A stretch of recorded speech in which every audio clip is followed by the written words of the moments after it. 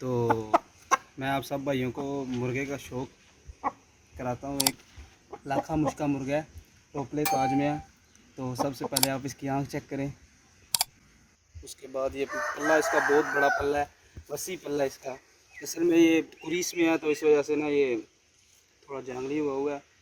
तो 2-2.5 साल का मुर्गा है और बच्चे भी इसके लिए हुए हैं। मैं आपको इसके बच्चों का भी शौक़ कराऊंगा अलग वीडियो में। बहुत अच्छे बच्चे इसने, ये आप चेक करें माशाल्लाह, बहुत खूबसूरत मुर्गा है। लाम इसकी आप चेक करें, नलियाँ चेक करें आप इसकी, माशाल्लाह से बहुत ही ज़्यादा हालत में मुर्गा है ये। और फाइटर मुर्गा है और बहुत बड़े वजूद का मुर्गा है। 3200 ग्राम कम से कम इसका वज़न होगा तकरीबन, कम से कम।